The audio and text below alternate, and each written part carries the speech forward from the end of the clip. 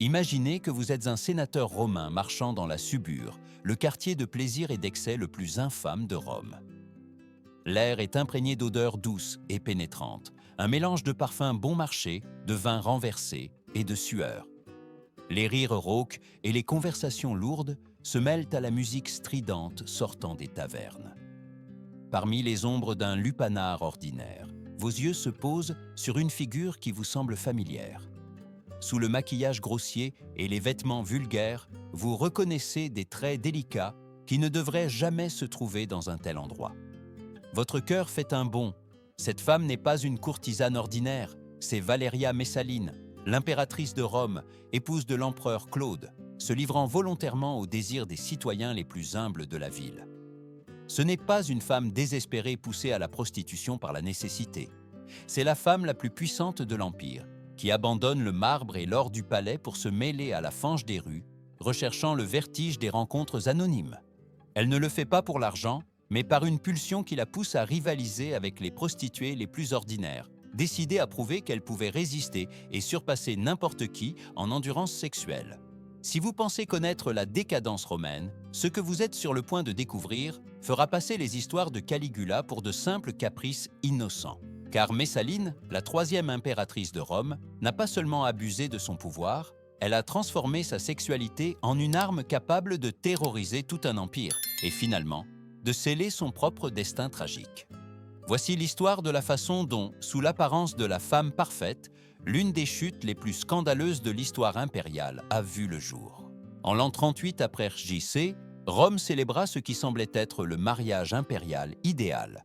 Valeria Messaline, à peine une adolescente de 15 ans, unit son destin à celui de l'empereur Claude lors d'une cérémonie qui condensait tout ce que les Romains vénéraient, noblesse de sang, fertilité et la continuité d'une dynastie considérée comme bénie des dieux. La jeune femme était l'épitome de la beauté classique. Peau claire comme du marbre fraîchement poli, cheveux dorés qui brillaient sous la lumière des torches et des traits délicats qui proclamaient son lignage patricien. Elle provenait de l'une des familles les plus anciennes et respectées, ce qui en faisait un élément clé pour garantir des héritiers légitimes au trône. Claude, de 13 ans son aîné, portait un handicap physique qui serait aujourd'hui identifié comme une paralysie cérébrale. C'est peut-être pour cela, et en raison de ses années d'insécurité, qu'il la considéra comme un trésor inatteignable que le destin avait mis entre ses mains. Messaline remplit impeccablement les premières obligations de sa charge. Elle donna naissance à 2 enfants et se montra lors des cérémonies officielles avec la dignité et la prestance attendues d'une impératrice. La société romaine était régie par un code moral inflexible qui classait les femmes en échelons rigides. Au sommet se trouvaient les épouses et mères vertueuses, gardiennes de l'honneur familial. Au plus bas échelon, les prostituées et artistes de spectacle, tolérées mais méprisées. L'impératrice devait incarner la vertu féminine avec une telle perfection que même une simple rumeur de conduite inappropriée pouvait agiter les eaux de la politique et menacer la stabilité de l'État. La distance entre les attentes publiques et la réalité secrète de Messaline n'était pas seulement un contraste scandaleux, mais une bombe à retardement pour l'équilibre du pouvoir impérial. Derrière les murs de marbre du palais sur le Palatin, la jeune impératrice commença à mener une double vie. Au début, ses gestes semblaient de petites facéties. Elle renvoyait ses gardes à des heures inhabituelles, prétextant la fatigue. Et peu après, elle sortait de ses appartements vêtue de tuniques simples et de voiles sombres qui dissimulaient son identité. Ce qui pour certains serviteurs pouvait sembler un désir innocent d'échapper au protocole étouffant, était pour elle le début d'une série d'incursions calculées dans les recoins les plus sombres de Rome. Messaline commença par observer de loin les prostituées des rues. Elle étudiait leurs techniques pour attirer les clients, mémorisait leur territoire et apprenait même le rythme de leur nuit. Il ne s'agissait pas d'une curiosité passagère, mais d'une recherche méthodique, comme si elle préparait une campagne militaire. Le point de non-retour arriva lors des célébrations des Saturnales de l'an 40 après JC, lorsque les normes sociales se relâchaient et les rôles s'inversaient. Tandis que Claude assistait aux cérémonies religieuses, Messaline se déguisa en simple citoyenne et s'aventura dans la Subure. Là, Elle contacta un proxénète et lui offrit ses services pour une nuit, sans révéler son identité. Lui, pensant qu'il s'agissait d'une aristocrate en quête d'émotion, accepta. Ce qui suivit dépassa toutes les attentes. Cette nouvelle travailleuse s'occupa de plus de clients que les professionnels les plus aguerris, montrant un appétit que même les vétéranes jugèrent excessif. Quand la nuit se termina et que les autres se retiraient épuisés, Messaline exigea plus d'hommes, plus de défis, plus de preuves de sa résistance. Finalement, le propriétaire du lupanar dut la chasser. Mais pour l'impératrice, cette nuit avait été une révélation. Elle avait trouvé un terrain où l'humiliation se transformait en triomphe personnel. Ce qui commença comme un jeu interdit se transforma bientôt en une machinerie organisée. Messaline créa un réseau de serviteurs de confiance absolue qui l'aidaient à s'échapper du palais sans laisser de traces, lui préparait des déguisements capables d'effacer tout indice de son rang et la guidait vers des lieux où l'anonymat était garanti. Mais son ambition ne se contentait plus de se mêler aux prostituées ordinaires. Elle voulait prouver, devant témoins, qu'aucune femme à Rome ne pouvait l'égaler. Elle commença à défier les courtisanes les plus célèbres de la ville à des compétitions de résistance sexuelle, pariant d'énormes sommes sur sa capacité à servir plus de clients en une seule nuit que n'importe quel professionnel. Ces duels n'étaient mot et pas secrets, au contraire. Ils attiraient nobles, commerçants et curieux qui venaient assister, avec un mélange de morbidité et de stupeur, à la dégradation volontaire de l'épouse de l'empereur. L'épisode le plus célèbre eut lieu en l'an 41 apr. J.C., lorsque Messaline défia Sylla, la prostituée la plus admirée de Rome.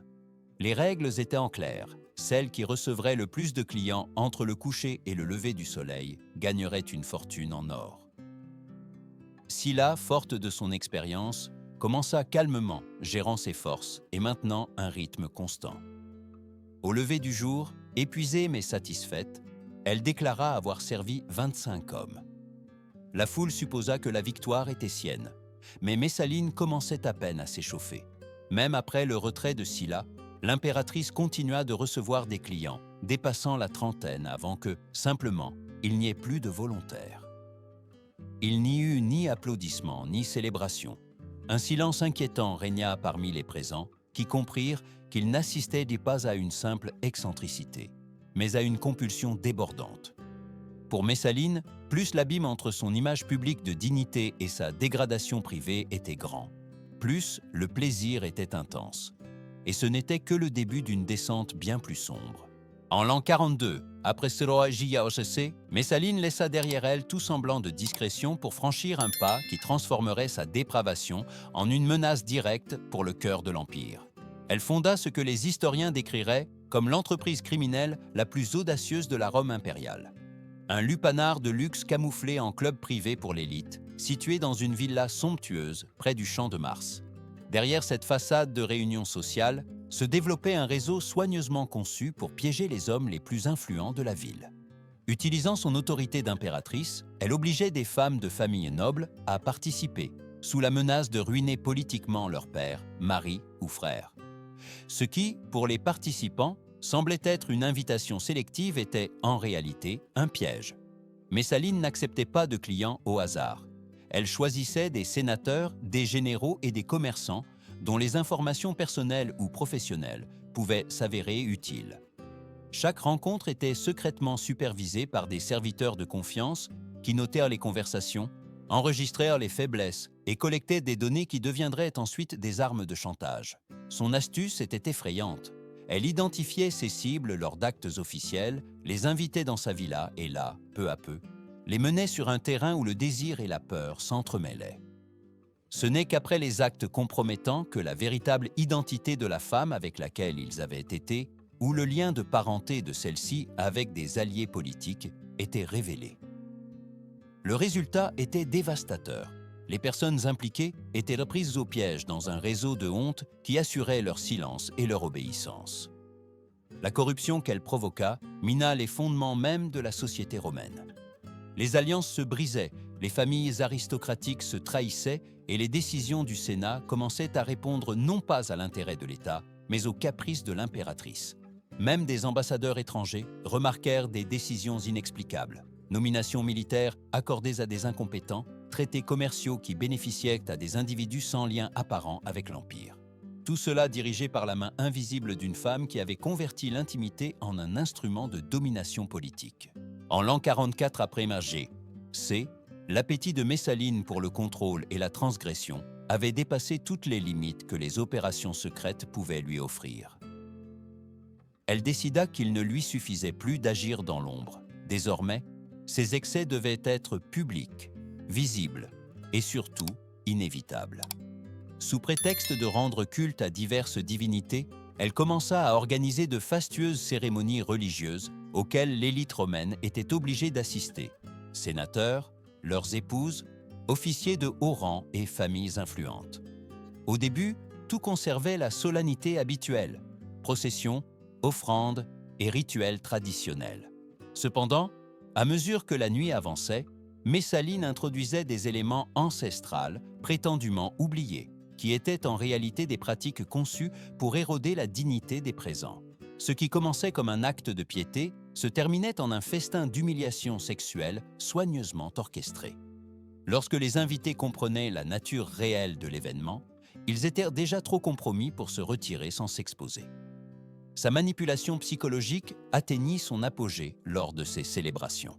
Messaline savait que si elle parvenait à ce que nobles et politiciens se dégradent ensemble en public, elle créerait entre eux un lien de honte partagé qui les maintiendrait sous son contrôle. Personne ne pouvait l'accuser sans s'auto-incriminer. Et sa cruauté ne s'arrêtait pas là. Elle commença à inclure dans ses réunions les fils et filles adolescents des familles les plus puissantes, arguant que leur participation était nécessaire pour l'authenticité du rite. Ces jeunes, éduqués pour obéir à l'autorité impériale sans la remettre en question, devinrent des victimes involontaires d'un système qui piégeait aussi leurs parents. Toute tentative de les protéger impliquait d'avouer sa propre complicité. Ainsi, l'impératrice s'assurait que toute la classe dirigeante restait piégée dans son réseau de silence. Les observateurs étrangers commencèrent à remarquer quelque chose d'étrange. Des sénateurs autrefois fermes se montrèrent soumis et distraits, et des généraux expérimentés semblaient agir avec crainte. L'Empire était gouverné par un Sénat psychologiquement brisé, non par la force des légions, mais par le pouvoir invisible de la honte. En l'an 48 après ce jet cessé, tandis que l'empereur Claude se trouvait à Ostie, supervisant l'approvisionnement en céréales, Messaline franchit le pas le plus téméraire et destructeur de sa vie. Elle organisa un mariage public et légal avec Caius Silius, un jeune sénateur de grande beauté qu'elle séduisait depuis des mois. Il ne s'agissait pas d'un rite symbolique ni d'une aventure privée. Ce fut un mariage romain légitime avec des cérémonies religieuses, des témoins officiels et des contrats signés, célébrés alors qu'elle détenait toujours le titre d'impératrice et était légalement l'épouse de Claude. L'impact politique et légal fut immédiat et dévastateur. Selon la loi, son union avec Silius était valide, mais son lien avec Claude l'était aussi. Le mariage se transforma en une orgie de plusieurs jours, qui réunit une bonne partie de l'aristocratie qui n'avait pas encore succombé à son influence. À ce moment-là, même ses alliés les plus engagés comprirent qu'elle avait franchi le seuil de la simple corruption pour entrer dans la rébellion ouverte contre l'autorité impériale. Messaline commença à se référer à Silius comme empereur et à elle-même comme son impératrice, convaincue qu'elle pourrait remplacer Claude par pure volonté et par l'obéissance de ceux qu'elle avait piégés avec ses chantages. Elle commença même à dicter des ordres au nom de Silius et à préparer un couronnement officiel. Silius, d'abord flatté, comprit rapidement qu'il était pris au piège dans un cauchemar d'ambition et d'obsession et commença à chercher une issue, bien qu'il fût déjà trop tard. L'alerte parvint finalement à Claude grâce à des affranchis loyaux qui risquèrent leur vie pour lui dire la vérité. Au début, l'empereur ne put y croire. Même pour Messaline, la bigamie en plein exercice de sa fonction semblait impossible. Cependant, les preuves étaient irréfutables, témoignages, documents et l'évidence publique du scandale. Il comprit alors qu'il n'était pas seulement confronté à une trahison personnelle, mais à une menace de guerre civile. La réponse fut rapide et percutante. Claude retourna à Rome avec des troupes fidèles et surprit Messaline dans les jardins où elle célébrait son mariage. Les chroniques décrivent ces derniers instants comme un mélange de défi et de terreur, consciente que son réseau de pouvoir et de honte avait trouvé enfin un rival plus fort, l'instinct de survie de l'Empire. Son exécution fut immédiate et sa mémoire effacée. Sur ordre de Claude, son nom disparut des monuments, ses images furent détruites et son existence condamnée à l'oubli à travers la damnatio memoria, qui rendait trahison même de la mentionner. Ainsi, se termina la vie de la femme qui avait fait du sexe un instrument de domination politique et qui faillit remplacer la compétence au gouvernement par le scandale et l'humiliation. Sa chute marqua la fin d'une ère où le pouvoir impérial avait été dangereusement près de se perdre dans les abîmes de la dépravation.